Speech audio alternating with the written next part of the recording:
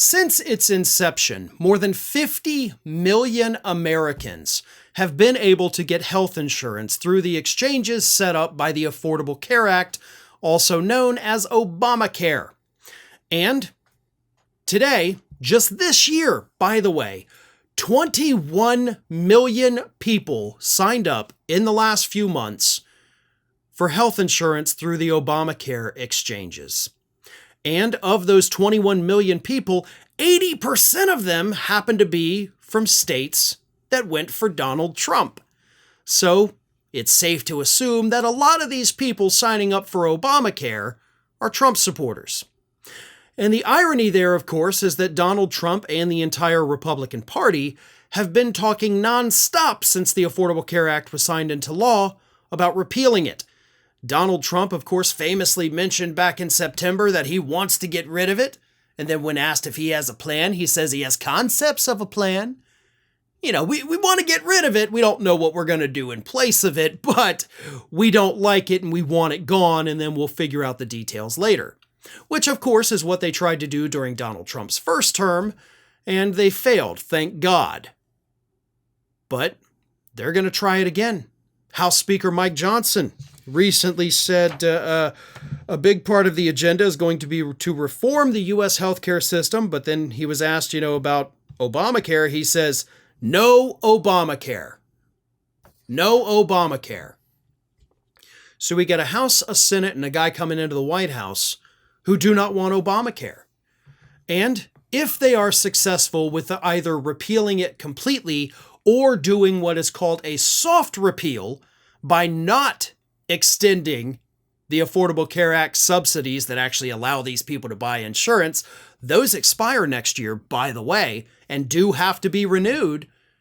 If either of those things happen, either the full repeal or the soft repeal, the majority of people that will be screwed over are Donald Trump's own supporters.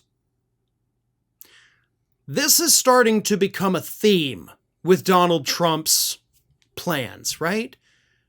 You get rid of Obamacare, you screw over the people that put you in power. You go through with your mass deportations, you screw over the people who supported you. There's whole groups of farmers in California, a state that, by the way, provides more than half of the food we eat in this country. They voted for Trump, and now they're terrified because they realize they could lose over half of their workforce if he goes through with these mass deportations.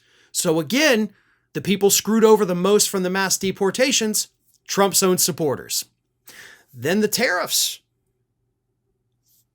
Who's going to be screwed over the most from the tariffs?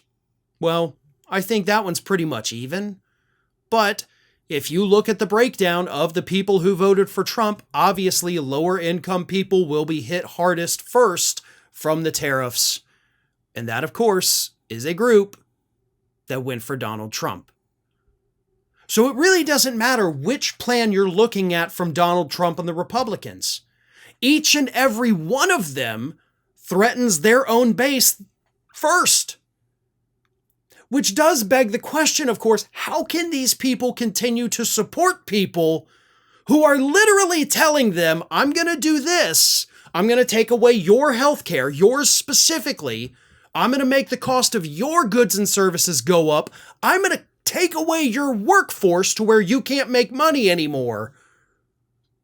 And every 2-4 years, these people go back to the polls, click that little thing right next to the Republicans, fill in the arrow, complete the circle, whatever, and say, yep, this time it'll be different and the Republicans will finally take care of me.